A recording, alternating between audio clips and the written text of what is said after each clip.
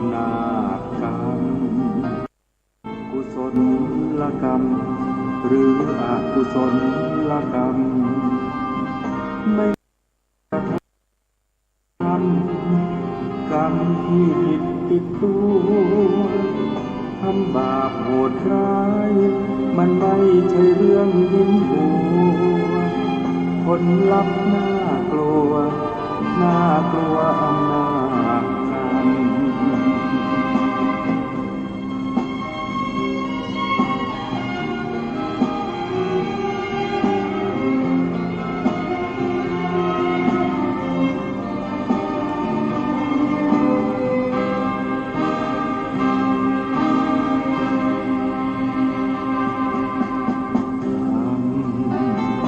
อำนาจกรรมกุศลกรรมหรืออกุศลกรรมไม่ควรกระทำกรรมที่ผิดติดตัว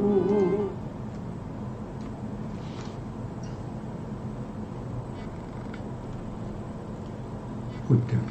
สรณังกัจฉามิธัมมังสรณังกัจฉามิสังฆังสรณังกัจฉามิกราบนมัสการพระมหาเถระพระสังฆาธิการพระเถรานุเถระสวัสดีท่านผู้ฟังและผู้ชมทุกท่านกลับมาพบกับรายการพระไตรปิฎกลอยฟ้าครั้งนี้เป็นครั้งที่74ในเรื่องของ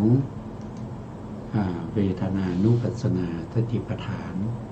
เวทนาสุขเวทนานุปัสสีวิหารติอาตาปีสัมปชาโนสติมาวิเนยะโลเกอาภิชาโทมนัสสังพิจารณาเห็นเวทนาในเวทนามีความเพียรมีสัมปชัญญะมีสติกำจัดอภิชาและโทมนัสในโลกเสียได้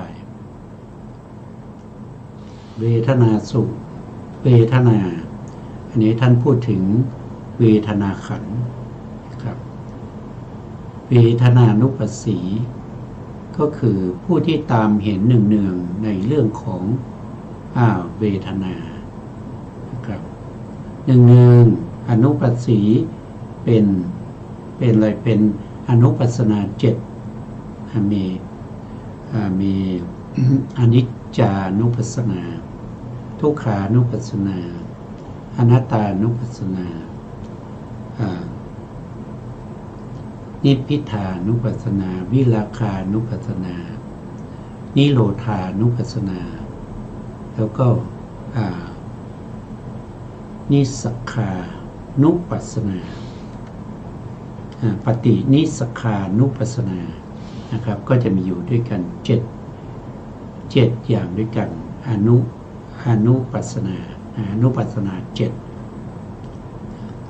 วิหารติวิหารติก็คือผู้ปฏิบัตินั้นนะครับก็อยู่ในอิริยาบถ4อย่างนะครับมีการเดินยืนนั่งนอนนะครับเป็นไปในการตามที่กำหนดรอบรู้ในเรื่องของเวทนาเวทนาถ้าว่าโดยหนึ่งก็มีนะครับว่าโดยหนึ่งก็คือได้แก่ตัวเวทนาเวทนาเป็นเจตสิกดวงหนึ่งนะครับเกิดกับจิตทุกดวงเพราะเวทนาเขาเป็นสัพพะจิตตสาธานะนะครับยังไม่เข้าถึงความเป็นสุขความเป็นทุกข์หรือว่าความเป็นอุเบกขาถ้าว่าโดยกลางๆก็ได้เวทนาหนึ่งก็คือเวทนานั่นเองถ้าว่าโดยสองก็มีนะครับว่าโดยสองก็คือได้แก่เวทนาที่เป็นไปทางกายกับเวทนาที่เป็นไปทางใจถ้าว่าโดยสามก็มีเวทนาที่เป็นสุขเวทนาทุกขเวทนาหรือทุกขมัสสุขเวทนาถ้าว่าโดยเวทนา5ก็ว่าโดยการ สวยอารมณ์ที่เป็นไปในอินทรีย์ท่านบอกว่าว่าโดยอินทรีย์มีเวทนาห้าก็เกิดสุขเวทนาทุกขเวทนาอันนี้เป็นทางกายนะครับแล้วก็มีสมนัสเวทนาโทมนัสเวทนาแล้วก็อุเบกขาเวทนาอันนี้ก็เป็นไปทางใจอันนี้ก็เป็นเวทนาห้าถ้าว่าโดยเวทนาหกนะครับก็เป็นไปในทวารทั้งหกเช่นเวทนาที่เป็นไปทางตาก็เรียกว่าเป็นจักขุสัมผัสสัจชาเวทนานะครับเวลาเราเห็นแล้วนะครับเราเวทนาก็เกิดขึ้นเวทนาที่เป็นไปทางตานะครับก็เรียกว่าจักขุสัมผัสสัจชาเวทนาแต่เมื่อเราเห็นแล้วในเวทนามันก็มีทั้งที่เป็นสุขเวทนาทุกขเวทนาแล้วก็อุเบกขาเวทนาก็จะมีอยู่สามถ้าได้ยินเสียงเวทนาที่เป็นไปทางเสียงก็เรียกว่าเป็นโสตสัมผัสสัจชาเวทนาก็มีทั้งที่เป็นสุขเป็นทุกข์แล้วก็เป็นอุเบกขาเวทนาที่ว่าไปทางทวารจมูกนะครับก็เรียกว่าคานะสัมผัสสัจชาเวทนาก็มีทั้งที่เป็นสุขเป็นทุกข์แล้วก็เป็นอุเบกขาเวทนาที่เป็นไปทางลิ้นก็เรียกว่าเป็นชิวหาสัมผัสสัจชาเวทนาก็มีสามเหมือนกันนะครับก็มีทั้งที่เป็นสุขก็มีเป็นทั้งเป็นทุกข์ก็มีเป็นอุเบกขาก็มีแล้วเวทนาที่เป็นไปทางกายก็เรียกว่ากายสัมผัสสัจชาเวทนาก็มีทั้งที่เป็นสุขเป็นทุกข์แล้วก็เป็นอุเบกขาเวทนาที่เป็นทางใจก็เรียกว่าเป็นมโนสัมผัสสัจชาเวทนาอันนี้ก็เป็นเวทนาหกนะครับเวทนาหกแต่ละทวารเนี่ยมีทั้งที่เป็นสุขเป็นทุกข์แล้วก็เป็นอุเบกขาเราก็เอา3คูณกับทวารทั้ง6นะครับก็จะได้3 6 18ก็เป็นเวทนา18เวทนา18หรือเราจะพูดโดยเวทนา36นะครับก็เป็นเวทนาที่เป็นภายในตัวเรานะครับแล้วก็เวทนาที่เป็นภายนอกก็คือเป็นไปในบุคคลคนอื่นนะครับในตัวเราก็มีเท่าไหร่นะครับก็มี3คูณ16 3คูณ6นะครับไม่ใช่16 3 6 18นะ3 6 18แล้วก็ของผู้อื่นอีกนะครับก็เป็น36นะครับก็ว่าเป็นหรือว่าเราจะว่าโดยเวทนาที่เป็นไปในจิตนะครับเวทนาที่เป็นไปในจิตเพราะเวทนาเป็นสัพพะจิตตสาธารณเจตสิกนะครับเพราะฉะนั้นก็แต่ละดวงก็มีเวทนาก็เป็นเวทนา89หรือเป็นเวทนา121นะครับก็สามารถที่จะพิจารณาในเรื่องของเวทนาที่เกิดขึ้นในเราได้นะครับว่า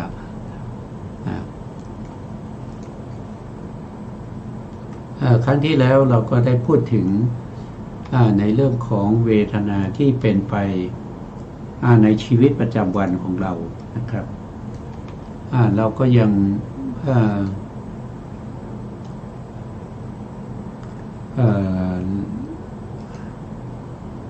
แล้วก็เป็นไปในชีวิตประจำวันของเรานะครับก็ว่าโดยเวทนาก็มี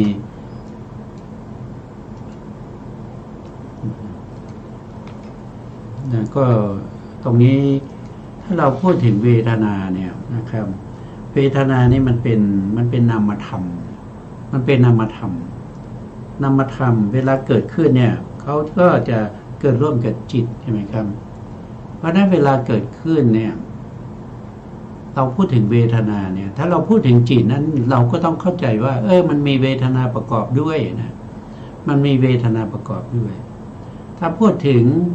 สัญญานะครับสัญญาก็จะเกิดเองไม่ได้ก็ต้องมีเวทนาด้วยนะครับพูดถึงสังขารเช่นกุศลจิตอกุศลจิตหรือว่าจะเป็นอัพยากตาจิตที่เป็นกิริยาจิตหรือเป็นวิบากหรือว่าจักขูวิญญาณอะไรก็ตามภายในจิตนั้นก็มีสัมปยุตธรรมประกอบนะครับก็มีเวทนาประกอบอยู่ด้วยนั่นแหละเวทนาจะไม่โดดเดี่ยวนะครับไม่โดดเดี่ยวเพราะว่านามขันธ์สี่เนี่ยเขาเกิดร่วมกันเกิดพร้อมกันดับพร้อมกันมาก็มาด้วยกันไปก็ไปด้วยกันนะครับทำอะไรรู้อารมณ์อะไรนะครับก็รู้เหมือนกันนะครับแล้วก็อาศัยที่เกิดอันเดียวกันด้วยนะเขาเรียกว่าเป็นเจโตยุตตลักษณะก็คือครบสี่อย่างนะครับครบสี่อย่างเวลาเขาเกิดขึ้นนะเขาจะต้องมีลักษณะสี่นั่นก็คืออาศัยวัตถุเดียวกันเกิดขึ้นสองก็คือรู้อารมณ์เดียวกันสามก็คือดับพร้อมกัน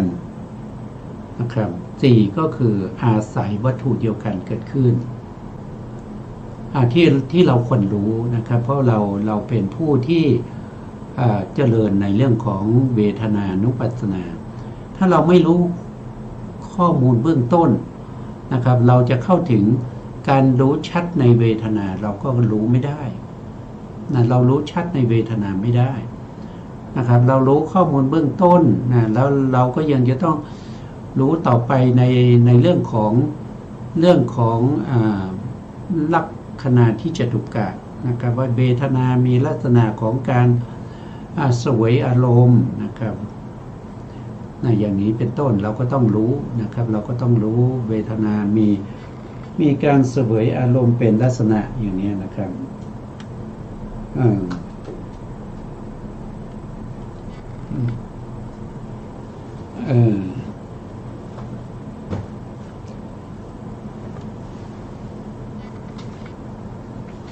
เวทนามีการเสวยอารมณ์เป็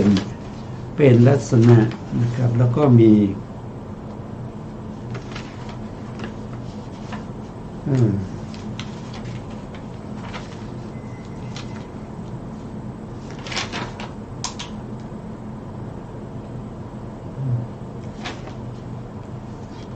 นะครับเวทนาเนี่ยมันเป็นสภาวธรรมที่เกิดมีผัสสะนั้นเป็นเหตุใกล้ให้เกิดนะครับเวทนามีการเสวยรสแห่งอารมณ์เป็นลักษณะมีการส่องเสพอารมณ์เป็นกิจมีความสุขความทุกข์เป็นอาการปรากฏมีผัสสะเป็นเหตุใกล้อันนี้เรียกว่าเป็นลักษณะที่จตุกะของเวทนาลักษณะที่จตุกะของเวทนาถ้าเราไม่รู้ลักษณะที่จตุกะของเวทนาเราก็ไม่สามารถที่จะแยกเวทนาออกจากกันได้นะเพราะว่าเวลาที่เขาเกิดเนี่ยเขาจะเกิดร่วมกันในสัมปยุตธรรมอะไรล่ะที่เราจะแยกให้เห็นว่าเวทนาในเวทนานะครับในจิตในธรรมอย่างเงี้ยเราก็ต้องรู้ชัดพวกนี้นะครับแล้วก็ต้องรู้เหตุเกิดของเวทนาเหตุเกิดของเวทนาท่านก็บอกว่าเกิดขึ้นด้วยเหตุ5ประการด้วยกันหนึ่งก็คือเกิดจากอวิชชาเกิดเวทนาก็เกิดตัณหาเกิดเวทนาก็เกิดกรรมเกิดเวทนาก็เกิดผัสสะเกิดเวทนาก็เกิดแล้ว5นั้นก็คือนิพพติของเวทนาก็คือลักษณะอาการการเกิดขึ้นของเวทนาเวทนาจะดับก็ดับด้วยอาการ5ก็คืออวิชชาดับเวทนาก็ดับตัณหาดับเวทนาก็ดับ กรรมดับเวทนาก็ดับผัสสะดับเวทนาก็ดับแล้ววิปริณามะของเวทนาก็คืออาการเปลี่ยนแปลงไปของเวทนาอันนี้คือความดับของเวทนานอกจากนั้นยังต้องรู้คุณของเวทนาอะไรเป็นคุณของเวทนาท่านบอกว่าความสุขและสมนัตเป็นคุณของเวทนาเมื่อรู้คุณของเวทนาก็ต้องรู้โทษของเวทนาเวทนามีโทษยังไงมีโทษของเวทนานั้นก็คือเวทนามันไม่เที่ยงอะไรไม่เที่ยงสิ่งนั้นย่อมเป็นทุกข์สิ่งใดไม่เที่ยงแล้วก็เป็นทุกข์สิ่งนั้นก็เป็นอนัตตาอันนี้คือโทษของเวทนาครับแล้วก็มีต้องรู้ข้อปฏิบัติให้ถึงความดับเวทนานั่นก็คือมรรคมีองค์8นะครับมีสัมมาทิฏฐิสัมมาทิฏฐิก็คือตัวปัญญาตัวปัญญานี้ก็ต้องรู้ชัดในเรื่องของเวทนารู้ทั้งคุณรู้ทั้งโทษรู้ทั้งข้อปฏิบัตินะครับพวกนี้เป็นสัมมาทิฏฐิสัมมาทิฏฐิมีสัมมาทิฏฐิแล้วมีสัมมาสังกัปปะสัมมาสังกัปปะก็คือตัววิตกคือตัวที่จะยกสัมปยุตธรรมขึ้นสู่อารมณ์คือเข้าไปเข้าไปในการที่จะตึกในเรื่องของเวทนาครับแล้วก็มีสัมมาวาจานะครับสัมมาวาจาสัมมากัมมันตะสัมมาอาชีวะนะครับ3องค์นี้ก็เป็นไปในฝ่ายศีลสัมมาทิฏฐิกับสัมมาสังกัปปะนั้นเป็นปัญญานะครับเป็นปัญญาแล้วก็มีสมาธิอีก3นั่นก็คือได้แก่สัมมาวายามะก็คือได้แก่วิริยะก็คืออาตาปีต้องมีอาตาปีคือวิริยะคือความเพียรแล้วก็มีสัมมาสติสติมาแล้วก็มีสัมมาสมาธิวิเนยะโลวิเนยะวิเนยะก็คือสมาธินะครับ3องค์นี้ก็จะเป็นสมาธินี่ก็เป็นข้อปฏิบัติให้ถึงความดับเวทนา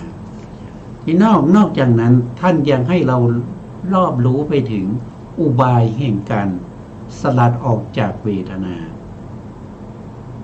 อะไรเป็นอุบายในการสลัดออกจากเวทนานั่นก็คือท่านให้เรากำจัดอาสาทะของเวทนาก็คือตามรู้ตามเห็นว่าเวทนานี้เป็นสิ่งที่มีอาสาทะคือเขามีความน่ารักน่ายินดีที่เราเข้าไปติดเวทนานั้นเราก็ไปติดในส่วนที่น่ารักน่ายินดีสิ่งนี้แหละเป็นสิ่งที่เราต้องสลัดออกเราไม่ใช่ไปทำลายเวทนาแต่เราจะกำจัดเสียซึ่งสิ่งที่เข้าไปยินดีเข้าไปยินดีเพลิดเพลินยินดีเพลิดเพลินหรือไปสนุกสนานเมื่อมีเวทนาก็สนุกสนานยินดีในเวทนาเหล่านั้นอันนี้คือสิ่งที่เราต้องกำจัดสิ่งที่เราจะกำจัดมีอาสาทะคือความน่ายัดมากน่ารักน่ายินดีแล้วยังมีอาทีนวะนั่นก็คือเป็นโทษนั่นเป็นโทษอาทีนวะนิสรณะคือความดับความดับของเวทนานิโรธนิโรธคือความดับนิสรณะคือความสลัดคืนแห่งเวทนาสิ่งเหล่านี้เป็นสิ่งที่ผู้ที่พิจารณาในเรื่องของเวทนาหรือตามรู้ตามเห็นเวทนา ต้องรู้แล้วก็ต้องทำความเข้าใจ ถ้าเราไม่รู้สิ่งเหล่านี้เราอาจจะเข้าใจผิดก็ได้นะครับเราเข้าใจผิดยังไงนะครับเรากำจัดเขาบอกว่าสลัดออกจากเวทนาก็เลยกำจัดเวทนานะครับก็กำจัดเวทนาเวทนาเป็นสภาพธรรมที่เป็นทุกขสัจมีไว้สำหรับกำหนดรอบรู้นะตามกำหนดรอบรู้แต่ตัวที่ต้องกำจัดนั้นคือตัวน่ารักน่ายินดีในเวทนา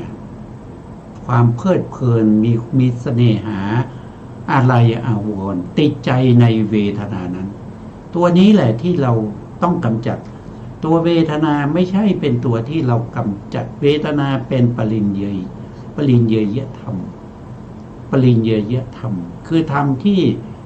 ควรกำหนดรู้ไม่ใช่เป็นปหาตัพพะธรรมไม่ใช่ตัวที่เราต้องกำจัดเนี่ยถ้าเราไม่รู้นะครับเราก็กำจัดไม่ได้เราจะไปกำจัดผิดนะครับไปกำจัดผิดไม่ถูกนะครับอันนี้ก็เป็นข้อมูลเบื้องต้น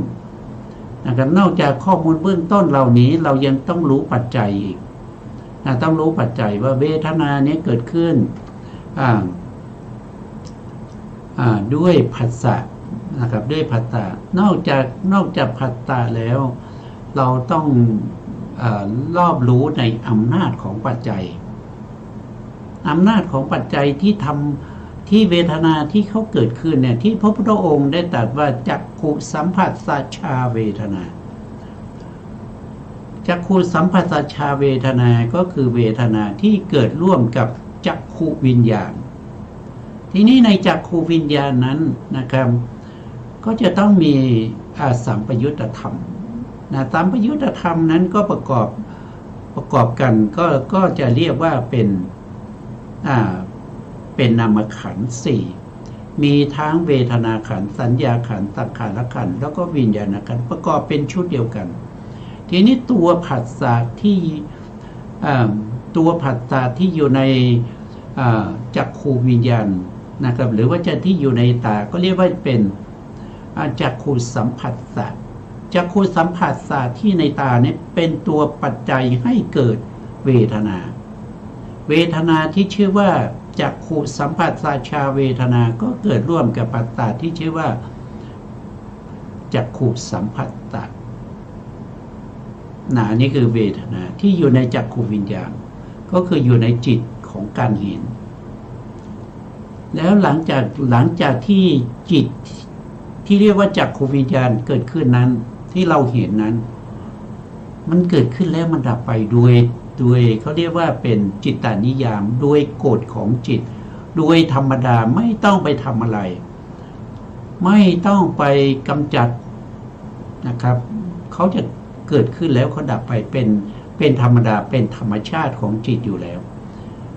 เมื่อดับไปแล้วก็มีจิตนะครับมีจิตอื่นเกิดขึ้นคือสัมปติชนะจิตรับอารมณ์มานะครับแล้วก็ต่อจากนั้นก็ดับไปแล้วก็จะเป็นสันติระนาจิตเกิดขึ้นแล้วดับไปแล้วก็จะมีโวทัพพนาจิตเกิดขึ้นแล้วก็ดับไปแล้วก็ชาวนะนะครับก็เกิดขึ้นชาวนะนี้ก็จะเป็นมโนวิญญาณจิต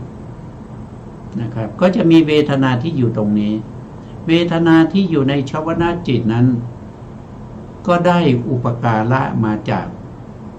จักขุสัมผัสสะที่ในจักขุวิญญาณที่มันดับไปแล้วก็ส่งผลให้มาเกิดเป็นเวทนาที่ในมโนวิญญาณมโนวิญญาณอันนี้ก็ด้วยอำนาจปัจจัยที่เราเรียกว่าเป็นอุปนิสยปัจจัยอุปนิสยปัจจัยอย่างนี้เป็นต้นนะครับต้องนอกจากจักขุวิญญาณที่เกิดขึ้นนะครับเราก็ต้องรู้ต่อไปว่าจักขุวิญญาณเนี่ยอยู่ๆเขาจะเกิดขึ้นเองแต่ไม่ได้นะเขาต้องมีปัจจัยอื่นด้วยเช่นถ้าไม่มีอารมณ์คือรูปารมณ์คือสีต่างๆปรากฏอยู่เฉพาะหน้าเนี่ยจักขุวิญญาณมันเกิดไม่ได้อย่างเช่นในคืนที่เดือนมืดนะครับมืดสนิทเลย นะมืดสนิทมองอะไรไม่เห็นนะมองอะไรไม่เห็นเลยนะครับอันนั้นก็คือจักขุวิญญาณไม่เกิดเพราะอะไรก็เพราะว่ามันรูปารมณ์มันไม่มีเขาเรียกว่าอุปาณิสยปัจจัยที่จะทำให้เกิดการเห็นคือทำให้จักขุวิญญาณนั้นเกิดเพราะฉะนั้นอารมณ์นั้นก็มีความสำคัญต่อการเกิดขึ้นของผัสสะที่อยู่ในจักขุวิญญาณนะอารมณ์ที่เรียกว่าเป็นรูปารมณ์แล้วก็ผัสสะที่อยู่ในหูเรียกว่าโสตสัมผัสสะก็ต้องมีเสียงด้วยถ้าไม่มีเสียงก็เกิดขึ้นไม่ได้เสียงนั้นเป็นอะไรก็เป็นอารมณ์ของโสตสัมผัสสะนะก็จะเป็นอารมณ์นะครับแล้วผัสสะที่เกิดทางจมูกนะคานะสัมผัสสะก็ต้องมีกลิ่นด้วยถ้าไม่มีก็เกิดไม่ได้ก็เกิดไม่ได้นะครับผัสสะที่อยู่ในชิวหาวิญญาณนะครับก็เรียกว่าชิวหาสัมผัสสะถ้าไม่มีรสก็เกิดไม่ได้ถ้าทางกายถ้าไม่มีโผฏฐัพพารมณ์ถ้าไม่มีโผฏฐัพพารมณ์กายวิญญาณก็เกิดไม่ได้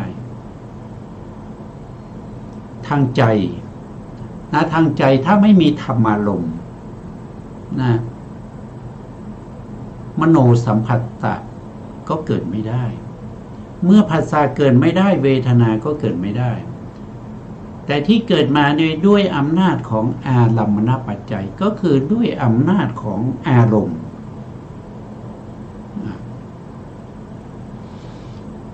ครั้งที่แล้วเราก็พูดถึงอำนาจในเรื่องของอารมณ์นะครับไปบ้างแล้วแต่เรายังไม่ได้ศึกษาในส่วนที่เป็นอารัมมณปัจจัยวันนี้เราก็มาดูในเรื่องของอารัมมณปัจจัยนะครับก็ไม่ยากนะ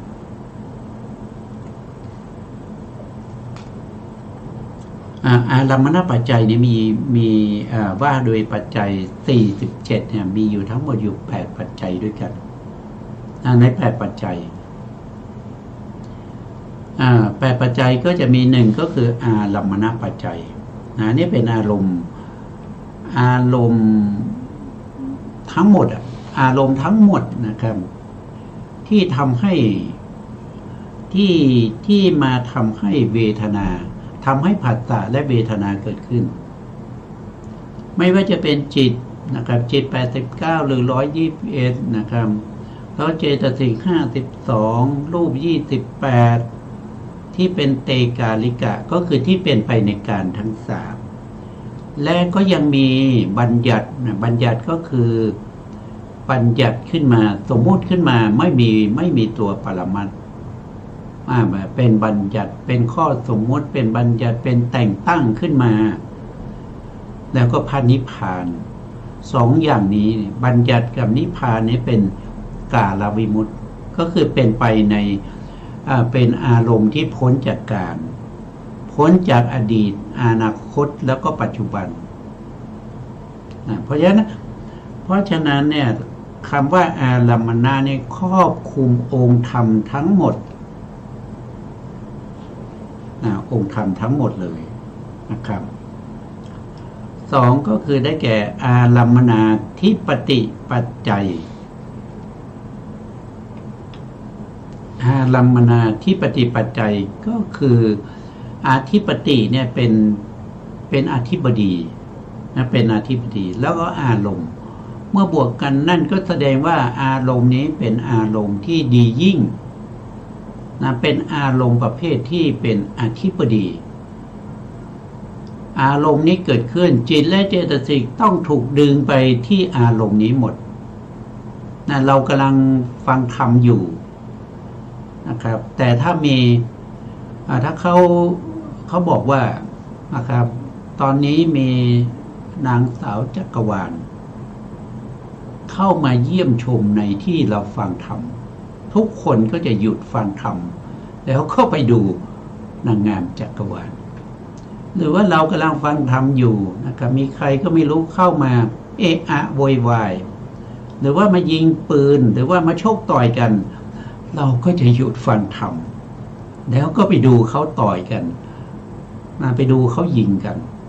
อันนั้นมันเป็นอารมณ์ที่มันสามารถจะดึงจิตและเจตสิกของเราเนี่ยออกไปจากการฟังธรรมไปสู่เหตุการณ์เหล่านั้นอารมณ์อย่างนั้นเขาเรียกว่าเป็นอารมณ์ที่เป็นอธิปดี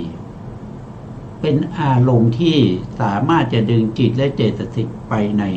อารมณ์นั้นจึงเรียกว่าเป็นอารัมมนาธิปติปัจจัยนี่ด้วยอำนาจของอารมณ์ที่เป็นอธิปดีต่อมาอารมณ์ที่สามนะครับก็เรียกว่าเป็นวัฏฐาลัมมณปุเรชาตานิสยปัจจัยอันนี้จะ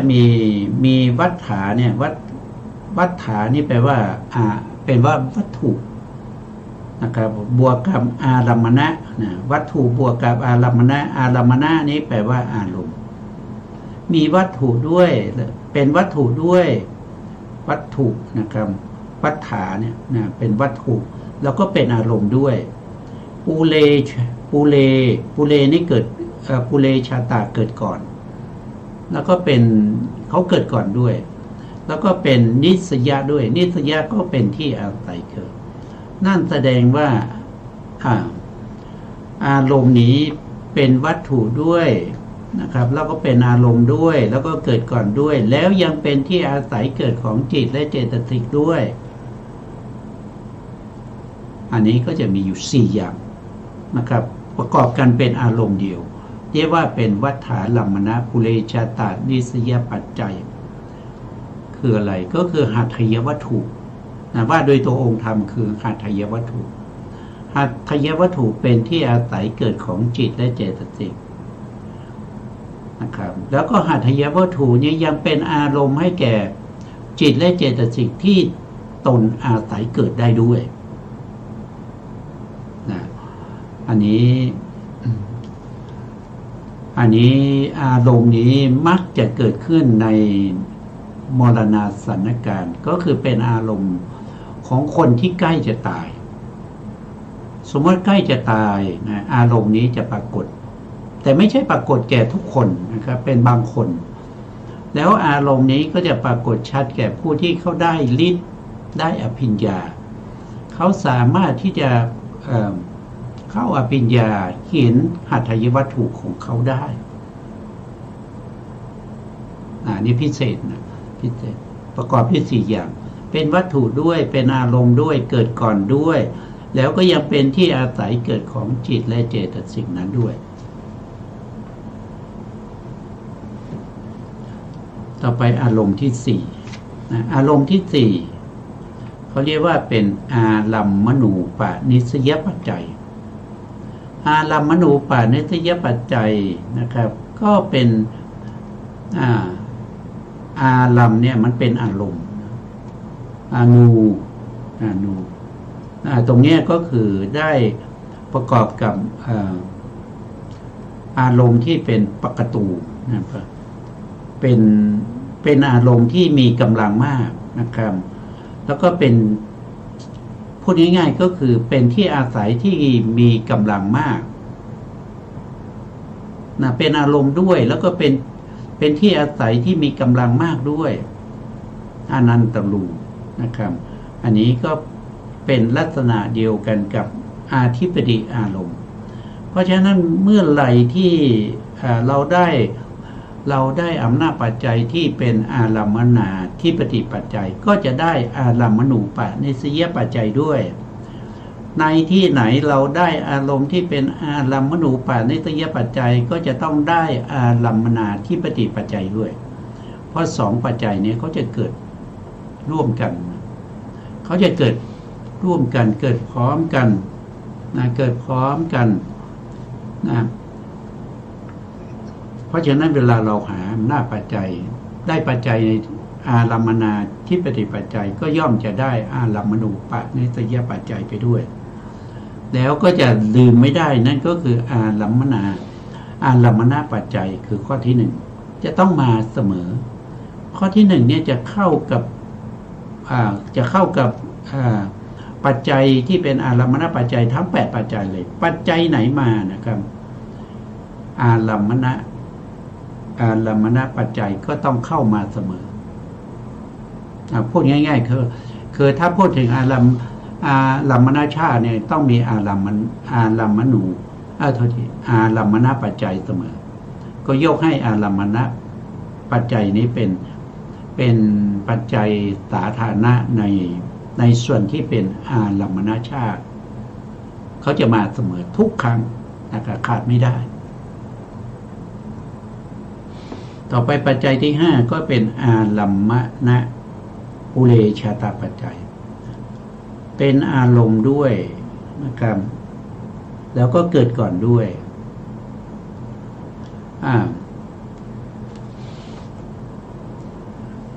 อันนี้ก็เป็นอารมณ์แล้วก็เกิดก่อนนะครับอารมณ์โดยส่วนมากเนี่ยเขาจะเป็น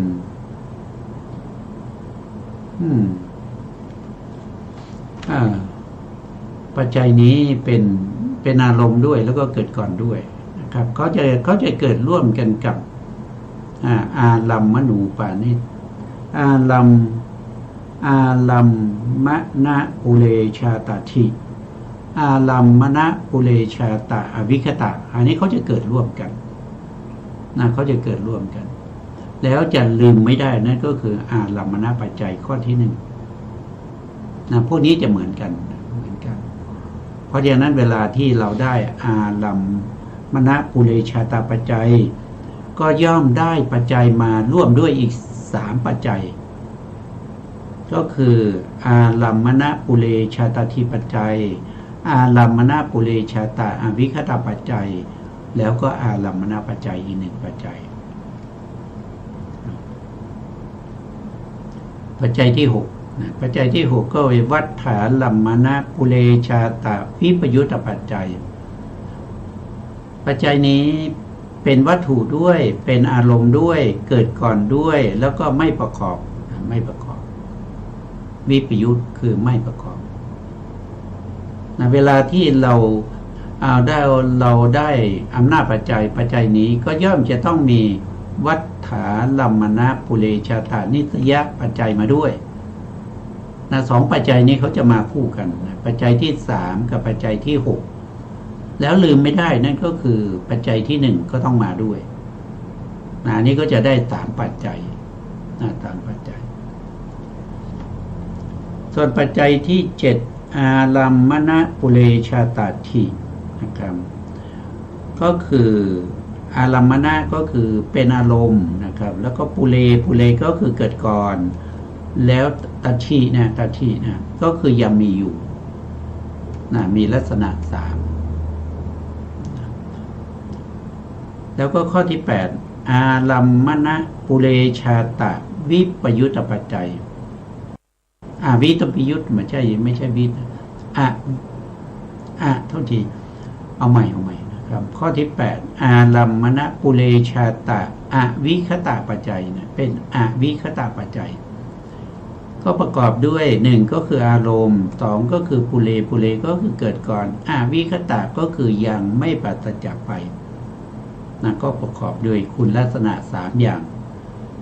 เวลาเกิดเขาจะเกิดร่วมกัน4ปัจจัยนะครับชุดนี้จะเกิดร่วมกัน4ปัจจัยก็จะมีอารัมมณปุเรชาตปัจจัยอารัมมณปุเรชาตถิปัจจัยอารัมมณปุเรชาตะอวิคตปัจจัยแล้วก็ปัจจัยที่1ต้องมาเสมอนั่นก็คืออารัมมณปัจจัยจะเข้า4ปัจจัยแล้วในข้อกำหนดในเรื่องของอารัมมณชาตินั้นท่านบอกว่าตัวปัจจัยเป็นตัวอารมณ์เป็นตัวที่ถูกรู้ปัจจัยเป็นอารมณ์ก็คือเป็นที่ถูกรู้อย่างเช่นจักขุวิญญาณรู้อะไรตัวที่ถูกรู้นั้นคือรูปารมณ์โสตวิญญาณรู้อะไรตัวที่ถูกรู้คือสัทธารมณ์ฆานวิญญาณเป็นตัวรู้อะไรตัวที่ถูกรู้นั้นก็คือคันธารมณ์ชิวหาวิญญาณเป็นผู้รู้ ตัวที่ถูกรู้เป็นอารมณ์นั่นเรียกว่าเป็นรัสสาลมนะกายวิญญาณเป็นผู้รู้นะครับตัวที่ถูกรู้ก็คือโพธพารมณ์นะแล้วก็มโนนะมโนวิญญาณเป็นผู้รู้อะไรตัวที่ถูกรู้นั้นคือธรรมารมณ์เป็นธรรมารมณ์นะเพราะฉะนั้นผู้ที่ถูกรู้คือตัวปัจจัยนั่นแหละเป็นตัวอารมณ์แล้วผู้ที่รู้นะผู้ที่ตามรู้ตามเห็นนั้นเป็นปัจจยุบันเป็นผลนะครับเป็นผู้ที่รู้อารมณ์เป็นผู้รู้อารมณ์เป็นผู้ถูกรู้นะครับแล้วก็ปัจจุบันเป็นผู้รู้ผู้รู้เนี่ยมีอยู่สองอย่างเท่านั้นนะก็คือจิตกับเจตสิกเป็นผู้รู้แต่อารมณ์เนี่ยมันมีมากนะอารมณ์เนี่ยจิตและเจตสิกก็เป็นอารมณ์ได้นะครับแล้วก็รูปก็เป็นอารมณ์ได้แล้วก็บัญญัติที่บัญญัติแล้วก็นิพพานที่เป็นกาลวิมุตติก็เป็นอารมณ์ได้อารมณ์นี้จะกว้างขวางทุกสิ่งทุกอย่างนะครับทุกสิ่งทุกอย่างที่ถูกจิตและเจตสิกเข้าไปรู้นั้นเป็นตัวอารมณ์นั้นเป็นตัวอารมณ์ทีนี้เราก็ในฐานะที่เรารู้เรื่องของอารมณชาติว่ามีอยู่8ปัจจัยแล้วก็รู้ความหมายแล้วก็รู้ข้อกำหนดแล้วเราก็มาดูต่อไปในเรื่องขององค์ธรรม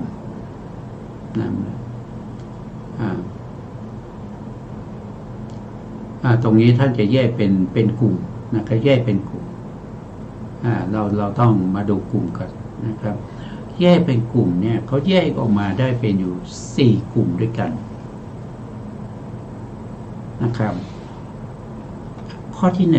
1อารัมมณปัจจัยเนี่ยมีอยู่ปัจจัยเดียวก็ถือว่าเป็น1กลุ่มนะเป็น1กลุ่มที่1กลุ่มที่2ก็คืออารัมมนาธิปติปัจจัยกับอารัมมณูปาเนสยปัจจัย2ปัจจัยนี้รวมกันเป็นอีก1กลุ่มเป็นกลุ่มที่2นะครับอันนี้เป็นกลุ่ม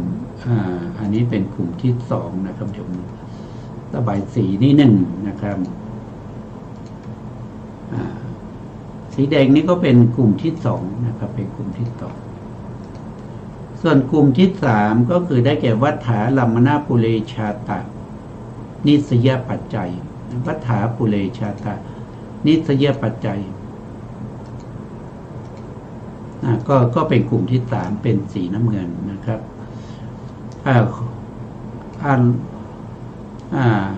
อารัมมณู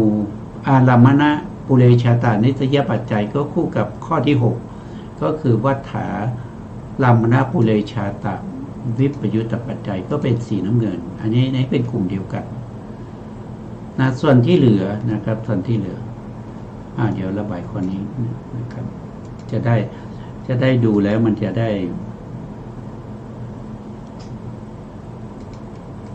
ด้รู้กลุ่มนะครับก็จะมีอยู่4กลุ่มด้วยกันกลุ่มที่1ก็คืออารัมมณปัจจัยนะกลุ่มที่2ก็มี2ปัจจัยคืออารัมมณูอารัมมนาธิปติปัจจัยกับอารัมมณูปานิสยปัจจัยกลุ่มที่3ก็คือได้แก่วัฏฐาลัมมณปุเรชาตานิสยปัจจัยกับวัฏฐาลัมมณปุเรชาตะวิปยุตตปัจจัยนี่เป็นกลุ่มที่3ส่วนกลุ่มที่4มีอยู่3ปัจจัยคือ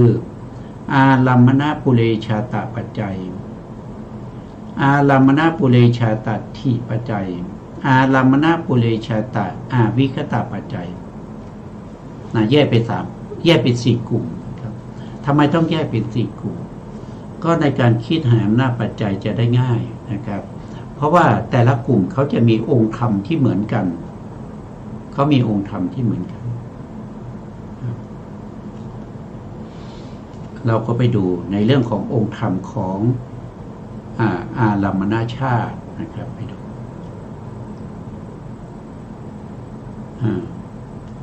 ตรงนี้นะครับท่านก็บอกว่าแยกอำนาจปัจจัยที่เป็นอารัมมณปัจจัย8ปัจจัยนั้นออกเป็น4กลุ่ม4กลุ่ม สี่กลุ่มมีอะไรบ้างนะกลุ่มก็จะมีกลุ่มที่หนึ่งกลุ่มที่หนึ่งก็คือมีปัจจัยเดียวคืออารัมมณปัจจัยอันนี้ท่านวงเล็บหนึ่งก็คือกลุ่มที่หนึ่งนะกลุ่มที่หนึ่งกลุ่มที่หนึ่งมีหนึ่งปัจจัยเนี่ยกลุ่มที่หนึ่งมีหนึ่งปัจจัยกลุ่มที่สองมีสองปัจจัยก็คืออารัมมณาธิปติปัจจัยนะครับวงเล็บนะครับปัจจัยที่สองนะครับและอารัมมณูปาณิสยปัจจัยปัจจัยที่สี่สองอันนี้เป็นกลุ่มที่สองเป็นกลุ่มที่สองกลุ่มที่สามมีอยู่สองปัจจัยก็คือวัฏฐานปุเรชาตานิสยปัจจัยเป็นปัจจัยที่สามแล้วก็วัฏฐารัมมณปุเรชาตาวิปยุตตปัจจัยนะครับก็ปัจจัยที่หกอันนี้เป็นกลุ่มที่สองมีสองปัจจัยด้วยกันกลุ่มที่สี่มีสามปัจจัยก็คืออารัมมณปุเรชาตะปัจจัยแล้วก็อารัมมณปุเรชาตะทีปัจจัยแล้วปัจจัยสุดท้ายก็คือได้แก่อารัมมณปุเรชาตะอาวิคตปัจจัยมีสามปัจจัยเป็นกลุ่มที่สี่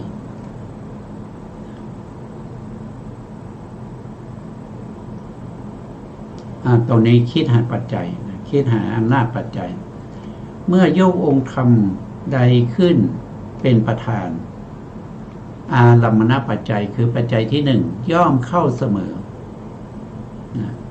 อาจจะมีปัจจัยกลุ่มอื่นเข้าร่วมด้วยก็คือหมายถึงว่าถ้าเป็นอารัมมณปัจจัยนะครับอารัมมณปัจจัยก็จะมีกลุ่มอื่นเข้าด้วยนะครับกลุ่มอื่นอาจจะเข้าด้วยหรือไม่เข้าก็ได้นะครับเข้าก็ได้ไม่เข้าก็ได้ขึ้นอยู่กับตัวองค์ธรรมนะถ้าเป็นกลุ่มที่สองนะกลุ่มที่สองถ้าเข้าต้องเข้าทั้งสองปัจจัยก็คืออารัมมณาธิปติปัจจัยแล้วก็อารัมมณูปาณิสยปัจจัยต้องเข้าเสมอแล้วก็อย่าลืมนะครับอย่าลืมปัจจัยที่เป็นอารัมมณปัจจัยเข้าด้วยอีกหนึ่งปัจจัยนะกลุ่มนี้ถ้าเข้าปัจจัยใดนะก็จะเข้าสามปัจจัยก็จะเข้าด้วยกันสามปัจจัยส่วนกลุ่มที่สามนะครับกลุ่มที่สามถ้าเข้าต้องเข้าสองปัจจัยสองปัจจัยคือวัฏฐารัมมณปุเรชาตานิสยปัจจัยวัฏฐารัมมณปุเรชาตาวิปยุตตปัจจัยอันนี้คือเขาคู่กันต้องมาเสมอแล้วก็ต้องมีปัจจัยข้อที่หนึ่งด้วยก็จะมีสามปัจจัยนะสามปัจจัยกลุ่มที่สี่นะครับกลุ่มที่สี่เวลาเข้าต้องเข้าสามปัจจัยนั่นก็คืออารัมมณปุเรชาตะแล้วก็อารัมมณปุเรชาตทีอารัมมณปุเรชาตาวิคตะก็จะเข้าสามปัจจัยแต่อย่าลืมอารมณ์ในข้อที่หนึ่งเรียกว่าอารัมมณะก็ต้องเข้าด้วย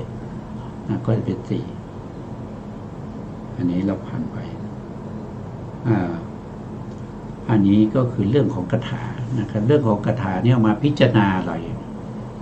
ตรงนี้เราข้ามไปก่อนเรามาดูในตารางก่อนเรามาดูในตารางองค์ธรรม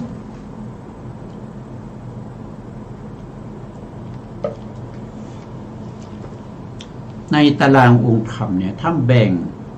อารัมมณชาติออกเป็นสี่กลุ่มตามที่เราเข้าใจ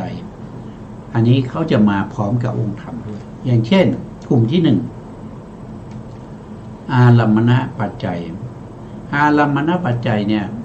ตัวองค์ธรรมเนี่ยเขาก็คือได้แก่อารมณ์หกอารมณ์หกคืออะไรก็คือรูปารมณ์สัทธารมณ์กันธารมณ์ละสารมณ์โพธพารมณ์แล้วก็ธรรมารมณ์อารมณ์หกนะถ้าจำแนกโดยองค์ธรรมก็จะได้องค์ธรรมดังนี้ก็คือได้แก่จิต89ว่าโดยย่อว่าโดยพิสดารก็121เจตสิก52แล้วก็รูป28พวกนี้เป็นเตกาลิกะที่เป็นไปในการต่างๆจิตที่เป็นอดีตก็มีอนาคตก็มีแล้วปัจจุบันก็มีเจตสิก52ที่เคยมีมาแล้วในอดีตก็มี ที่จะมีในอนาคตก็มี แล้วก็ที่เป็นอยู่ปัจจุบันก็มีนะก็เป็นอารมณ์ได้ แล้วก็รูป28ก็เหมือนกันนะในอดีตรูป28ก็เคยมีมาแล้ว แล้วในอนาคตรูป28ก็จะมีต่อไป และปัจจุบันในรูป28ก็ยังเป็นไปในปัจจุบันนี้มีนะครับทั้งผู้หญิงผู้ชายนะพวกนี้เป็นไปในการต่างๆก็เรียกว่าเป็นเตกาลิกะแล้วก็พระนิพพานและบัญญัติพระนิพพานและบัญญัตินี้ไม่ได้เป็นปัจจุบันอดีตอนาคตก็เรียกว่าเป็นกาลวิมุตติเป็นกาลวิมุตตินะครับถ้าพูดถึงอารมณ์6นะครับตรงนี้มันหมดแล้วนะครับในอนันตจักรวาลมีอารมณ์อยู่แค่นี้นะไม่มีมากกว่านี้ถ้ายังมีมากกว่านี้ก็ต้องมาอยู่ในองค์ธรรมนี้นะครับแต่นี้มันไม่มีแล้วมันมีแค่นี้นะเพราะฉะนั้นอารมณ์ทั้งหมดเนี่ยเป็นอารัมมณปัจจัยในกลุ่มที่หนึ่งแล้วทีนี้ผู้รู้อารมณ์เหล่านี้คือใครนะครับก็เรียกว่าเป็นปัจจยุบันก็เป็นปัจจยุบันปัจจยุบันที่รู้อารมณ์6นะที่เป็นไปทั้งกาลเตกาลิกะกับกาลวิมุตตินะครับก็คือได้แก่จิต89หรือ121ว่าโดยพิสดาร121นะครับแล้วก็เจตสิก52มีแค่นี้เองเป็นผู้รู้นะครับมีแค่นี้เป็นผู้รู้นะรู้อะไรรู้อารมณ์6ที่เป็นจิต89เจตสิก52รูป28ที่เป็นเตกาลิกะแล้วก็นิพพานบัญญัติที่เป็นกาลวิมุตตินะอันนี้คือกลุ่มที่1กลุ่มที่2นะกลุ่มที่2มีอยู่2ปัจจัยคืออารัมมนาธิปติปัจจัยแล้วก็อารัมมณูปาณิสยปัจจัยนะครับตัวองค์ธรรมก็คือได้แก่อารมณ์6แต่อารมณ์6เนี่ยก็ได้ทั้งไม่ทั้งหมดนะได้อะไรบ้างนะครับก็ได้อิทธานิพพานรูปนะตรงเนี้ยอิทธานิพพานรูปก็คือได้แก่รูปที่เป็นอารมณ์ที่ดียิ่งเป็นที่น่าฝักใฝ่หนักแน่นเป็นที่น่าแสวงหาเป็นอารมณ์ที่เป็นอธิบดีพูดง่ายๆก็คืออิทธานิพพานรูป18นะครับจิตตรงนี้ต้องเว้นนะครับต้องเว้นเพราะฉะนั้นไม่ถึง89นะครับต้องเว้นไป5ดวงด้วยกันนะเพราะฉะนั้นก็เหลือแค่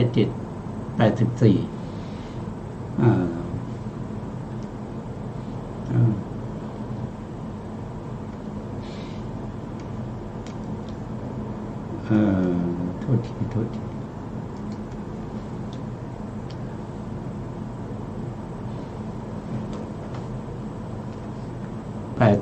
84นะครับ84อะไรกันนี่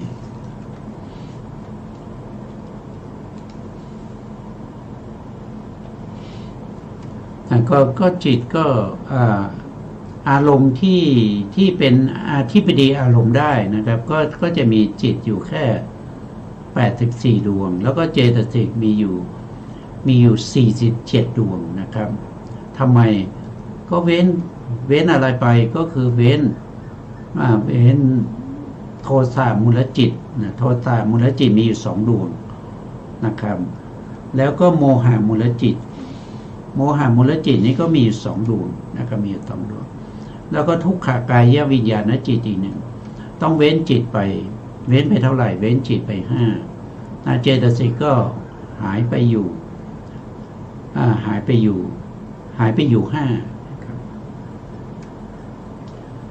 ที่หน้าฝักใฝ่หนักแน่นอย่างยิ่งที่เป็นเตกาลิกะและเป็นนิพพานบัญญัตินิพพานบัญญัติที่เป็นกาลวิมุตตินิพพานบัญญัตินี้ก็สามารถเป็นอธิปดีอารมณ์ได้จิตที่เข้าไปรู้จะมีอยู่28ดวงนะครับจิตที่เป็นตัวรู้นะครับก็คือได้แก่โลภะมูลจิต8มหากุศล8 มหากิริยาญาณสัมปยุตตจิตสี่โลกุตละจิตแปดเจตสิก45เว้นอปมัญญาเจตสิก2ที่เป็นผู้ฝักใฝ่หนักแน่นอย่างยิ่งนะครับนี้ยังไม่จบนะครับแต่ว่าเวลาเราหมดนะเพราะฉะนั้นเราก็หยุดไว้แค่นี้ก่อนนะครับ